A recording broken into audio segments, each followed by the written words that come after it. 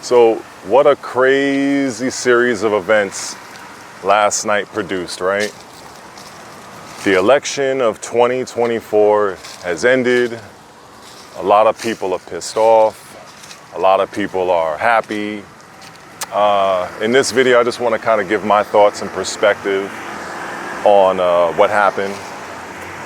And I also compiled a couple of notes to my other phone that I'm going to read from, just to kind of share what I think happened and why I feel Trump won.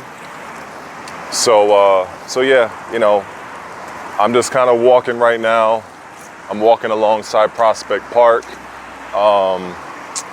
pretty much just on my way to downtown Brooklyn. Got to return an item. At 44 years old, I did vote for the first time, and my vote was Trump. I did vote Trump proudly, actually. And if you have not clicked off the video with me saying that, and that's great. But let me just share with you why. I'm not a political activist. I'm not somebody that is, you know, renowned for my knowledge of politics. You know, my wheelhouse is fitness and gaming. You know, that's basically the main focuses of this particular YouTube channel. But like anybody, I have been seeing what's been going on in the world and in this country over the last 4 years. And personally speaking, I think it's not good. It has not been good. As I've said in 2 videos that I created that was politically based, I just remember things being not perfect, but better during Trump. And I see a lot of people, you know, have an issue with that. You know, some people want to deny it. And all of these news reporters that I see on TV trying to convince the average voter like myself that Trump is the demon, he's a threat to democracy, he's gonna do all this crazy stuff. And I'm like, I think people forget that the man has served a term already. So I feel like if he was gonna do all of that, then don't you think he would have done it already? And that's pretty much the crux of my argument, right? If the man was so heinous and he's a demon, and, you know, I don't recall myself being in chains. I don't remember the country being in flames. I don't remember any of that. But I don't know, maybe in a different reality. Who knows, right? So I want to read off a few notes that I managed to jot down, and I wanted to kind of share this as I'm kind of, you know, finally making my approach to the Barclays Center. Is so one of the key moments that the things that I learned is that whoever won, as I'm reading this from my phone right now, whoever won Pennsylvania, let me stop walking so I can actually, I don't want to like trip over nobody. So whoever won Pennsylvania, which has 19 electoral votes, would likely go on to be the 47th president. And it ended up being Trump, who took the state and the presidency as the race was called at 1:19 a.m. So I made a note to myself saying, what I didn't know is that Pennsylvania is the second largest producer of natural gas, and where fracking produces the majority of our energy. So that is a quite interesting tidbit right there. Another major situation that happened was Harris, being the flip-flopper that she is, as reported by CNN, I believe, Harris wanted to appeal to both sides of the Israel and Gaza conflict by pandering to both Muslim and Jews. So I write It was quite damning. She had a campaign ad targeting Muslims in Michigan and another targeting Jews in Pennsylvania. And she got found out, and it was pretty bad. You know, so this woman just didn't even want to take a stand on anything. I just feel like, anyway, let me just continue. So the main issues for most people were the economy and the border. The state of Georgia, which was a major win, was called for Trump at 12:48 a.m. and it gave him 16 electoral votes. Wisconsin gave him 10 and North Carolina was 16. That was called for Trump at around 11:43 p.m. and it was, I think, the first swing state that he flipped. So ultimately, I think that the general consensus is that the working class Americans and the so-called minority races, I call it so-called, I don't know why they consider black folk and Hispanics minority, but anyway, that's basically that's the term, you know, was greatly responsible for the presidency and whatnot. So with Trump's win, apparently he actually made history. He became only the second president in history to win non-consecutive terms since Grover Cleveland in 1892. That's ridiculous. So the man made history by just winning. So another interesting fact that is certain stats. So Trump apparently improved his influence from the last time he lost, which was in 2020 to Biden and Harris, versus now. So what I found here was among Hispanic voters in 2020, Trump had 35% of the Hispanic vote. And then I see that for 2024, Harris had 56%, but Trump increased his influence to 41%. So Trump actually had an increase, which was pretty decent. He went from 35% to 41%. And then amongst black folks, Trump in 2020, he only had 8% of the black vote. Whereas in 2024, he had about 15. So the man nearly doubled. So that's pretty crazy. Now, I was kind of curious and I wanted to see how did my home state of New York, because I know New York just blindly votes Democratic every single time. So I already knew, you know, nothing was going to happen there on that front as it pertains to Trump or whatnot. So apparently in 2020, Biden pretty much crushed Trump in New York by 23.1 points. So that was pretty bad. In 2024, cackling Kamala only managed to beat Trump in New York by about 10.6 points. So you go from losing the state of New York to Biden by 23.1 points to barely losing to cackling Kamala by 10.6. So Trump definitely elevated and got much better this time around. So I just wanted to kind of share those stats. I think there are just a whole host of reasons why this woman did not win. And as far as I'm concerned, I'm happy that he won. And if Kamala Harris won,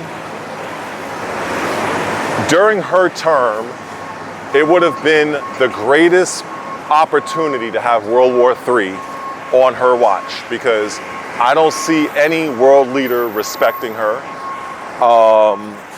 And I just feel that since by her own admission that she can't even think of anything differently that she would do other than Biden, if we look at how the country has been going to hell, another 4 years of this, we'd probably have you know, migrants everywhere, you know, and probably getting a pack of chicken would probably cost you $20 at the supermarket.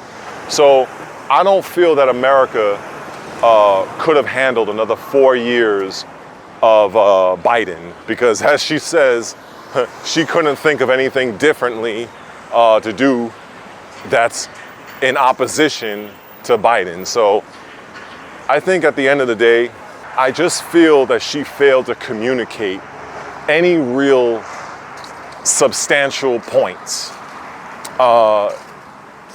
And look, that's not to say Trump didn't do the same. Every politician that's running for office is they're gonna do their usual thing. They're gonna, you know, talk bad about the other. This is what they do. This is the game. But on many issues, I just personally felt and I heard him give more details as to what he's going to do, what he wants to do, far better than Harris. You know, this whole Make America Great Again, I really fail to understand what is people's issue with it. Wouldn't you want your country to be good? You know, people say he's a racist, he's this, he's that. I'm like, look, at the end of the day, sometimes the person that is best for the job is not somebody that you like. And that's just what it is. You don't have to like the person, but sometimes that individual just might be best for the job. It's just what it is. I've seen people in my comment section that would say, well, Trump inherited a good economy from Obama. Now, I'm not going to argue that, because I look at the presidency, and I'm going to get back to the border. Let me just get this thought out. I look at the presidency as sort of like a decathlon, right? You know, like basically, you know, if you run a certain maybe 200 meters, and then I hand the baton to you, and then you run your 200 meters. So I remember Bush completely wrecked the country. Obama came in for all his faults, because the man wasn't perfect either. He fixed a lot of the issues. And then when he passed it to Trump, the economy and everything was better under Obama than it was during Bush. So now Trump does the same thing. He does what he does. And then he passes it off to Harris and Biden. During the time when Trump was in office, I honestly don't recall the country being in the current state that it is now back when he was running the show. I just don't. I just, if it happened, it probably was in another reality. So I'm left to believe, just using common sense and my own critically thinking, that the vast majority of the issues that's going on in this country right now are a result of the Biden-Harris administration. You can't blame Trump. Because the thing is, I feel you could have blamed Trump if Trump handed over the country to Biden and Harris in that first year or so, and it was already shit. But it wasn't. It ended up declining steadily over time. Of course, Trump is out.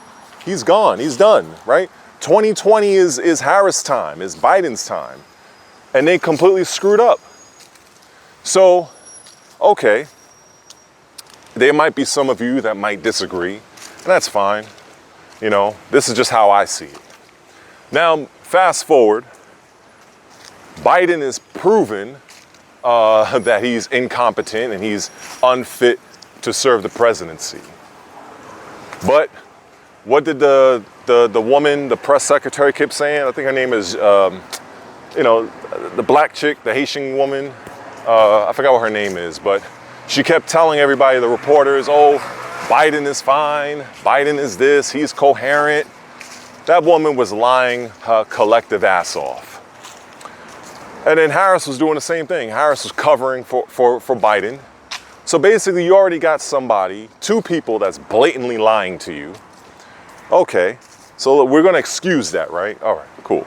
So once Biden and Trump had their little face off and Trump completely destroyed him, took his soul, it's shown on the world stage beyond a shadow of a doubt that Biden is incompetent. So what do? They swap Biden out, and then they insert Kamala. Kamala did not win a primary. She didn't do anything. She was a complete reject because when she was running originally, during that time, contrary to what some of you Kamala fans don't want to, y'all either forgot or y'all don't want to acknowledge these facts, is that when she was running for president back in, I think, 2019, I think that's when they were having that campaign to try to see who was going to win in 2020. She was on stage with many other Democratic candidates, and she got completely destroyed. Completely. Tulsi Gabbard took her soul on stage. Like literally, I literally saw Harris's soul leave her body. Tulsi just owned her. It was a mismatch. Now that's a woman that's presidential. If there's ever a woman that I would potentially vote for as president, it will be Tulsi Gabbard. But anyway, she didn't even make it, she being Harris, she didn't even make it to the Ohio primary. Like, so basically she got knocked out of like the first or the second round. Like if I'm looking at it as a tournament. So she got completely destroyed. And a lot of her fellow Democrats didn't even want her running. Like, she was so unpopular. Then we fast forward to when they finally kicked Biden out, right? Now the media machine, all of the newscasters are going to lead you to believe that Kamala Harris is like this second coming. She's like this great candidate. Come on, man, I already knew that was bullshit. But a lot of you out there, a lot of you fell for it. And like I said, I'm not the foremost expert of politics, but I do think for myself. I do take great pride in my own ability to critically think a situation and formulate my own opinion in my own mind based on the things that I read, see, and hear. One of the things I found very interesting is that this woman, she basically did not give an interview for almost a whole month. Almost a whole month. Now, here we have someone that is now, positioned to be potentially the next president, right? And she didn't give not one interview for a while. It might have been over a month. I don't know, but it was a while. You would think that would be something on your to-do list to kind of address the American people and say, hey, this is who I am. This is how I'm different from Biden. Did she do it? Of course not. So now we fast forward to when she finally does have a sit-down interview with Dana Bash of CNN. Now, I think everybody can agree that the media has been far more tough on Trump than Harris, because most of the interviews I've seen that Harris finally ended up doing, they were basically giving her a lot of softball, easy questions. Whereas Trump, it was very hostile. As journalists, I feel that you're supposed to have some kind of neutrality, at least in my opinion. But you can tell that a lot of the interviewers posing questions for Trump, they just wanted to see him burn, honestly. It just seemed like it to me. But getting back to that Dana Bash interview, when she asked Harris this question of, essentially, I'm paraphrasing it, but what does a day one presidency look like under the Harris administration? And, that is one of the main questions. That's one of the most, you already know that you're going to be asked that question. You already know.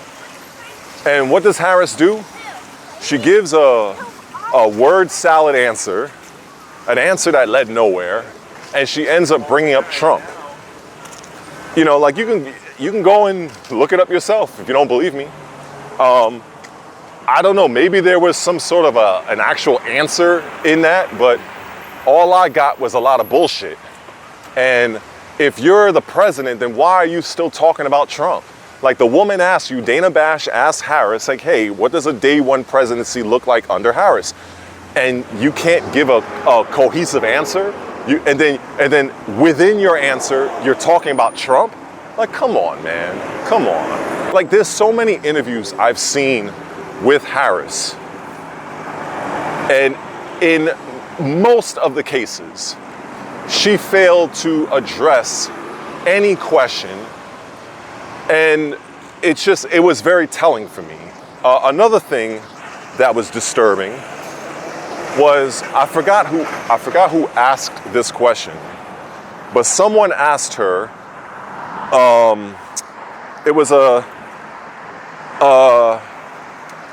they asked her, what would you do differently than Joe Biden? Like it was something along those lines. Like, what would you do differently? Kamala Harris, what would you do? And what did she say? I think it was all over the internet for a bit, people making a lot of fun of it. She kept saying, nothing comes to mind. So she says nothing comes to mind when asked if you would do things differently than Biden. So you know what that tells people like myself that actually can think critically and actually understands certain things. That lets me know that if you take office, you're going to be no different than Joe Biden. So a vote for you, Kamala Harris, is essentially by proxy a vote for Joe Biden. And we've seen how that turned out. So that was another thing that really turned me off from her. And knowing full well that she was the person that was in control of the border, she and her administration opened the border. Basically, it's like leaving your front door open.